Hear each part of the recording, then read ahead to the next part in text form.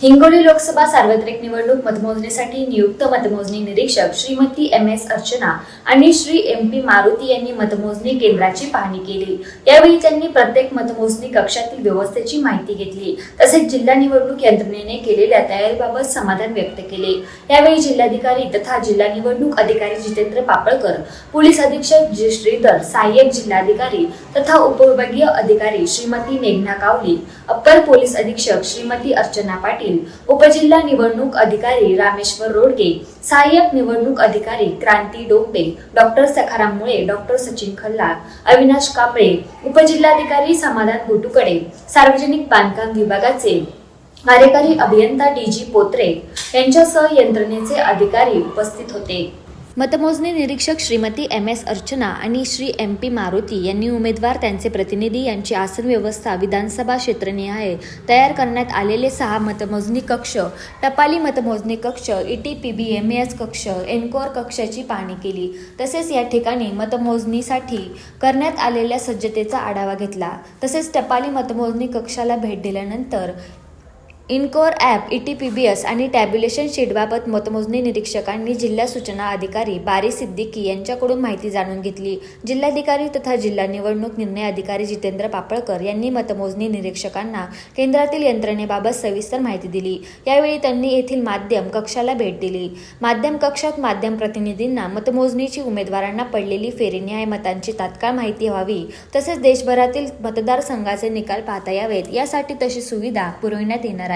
निवडणूक आयोग किंवा यंत्रणेकडून प्राप्त सुरक्षा पासधारकांनाच मतमोजणी केंद्रात प्रवेश मिळणार आहे। येथे 3 स्तरीय सुरक्षा यंत्रणा तैनात असून मतमोजणी निरीक्षक, जिल्हाधिकारी तथा जिल्हा निवडणूक निर्णय अधिकारी आणि सहाय्यक निवडणूक निर्णय अधिकारी यांना मोबाईल वापरता येणार असून इतरांना मोबाईल बंदी आहे। मतमोजणी केंद्र परिसरात मतमोजणी प्रक्रियेत सहभागी अधिकारी, कर्मचारी किंवा उमेदवार व त्यांचे प्रतिनिधींचे आरोग्य बिघडल्यास त्यांना तात्काळ उपचार मिळावेत यासाठी येथे वैद्यकीय कक्ष स्थापन करण्यात आला आहे।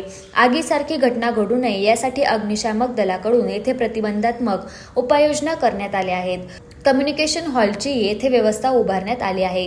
हिंगोली जिल्ह्यातील वसमत, कळमनुरी व हिंगोली, यवतमाळ जिल्ह्यातील उमरखेड आणि नांदेड जिल्ह्यातील किनवट व हदगाव असे एकूण 6 विधानसभा क्षेत्र या लोकसभा मतदारसंघात आहेत।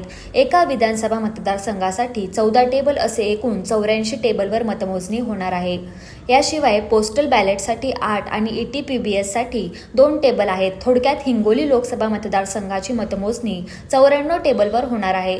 एकूण मतदान व प्रत्यक्षात झालेले मतदान ते पण पाहूयात।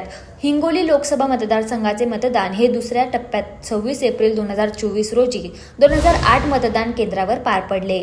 या मतदारसंघामध्ये 18,17,734 मतदार आहेत। त्यापैकी 9,46,664 पुरुष, 8,71,035 महिला तर 25 तृतीयपंथीय मतदारांचा समावेश आहे। या एकूण मतदारांपैकी 6,28,302 पुरुष, 5,26,664 महिला तर 9 तृतीयपंथीय अशा एकूण 11,54,955 मतदारांनी मतदानाचा हक्क बजावला आहे। यामध्ये पुरुष 66.37%, महिला 60.46% आणि 36% तृतीयपंथीय मतदारांची टक्केवारी राहिली आहे। हिंगोली लोकसभा मतदारसंघात 63.54% मतदान पार पडले आहे। विधानसभा न्याय मतमोजणी फेरी कशा असणार आहेत ते पण पुढे आपण पाहणार आहोत।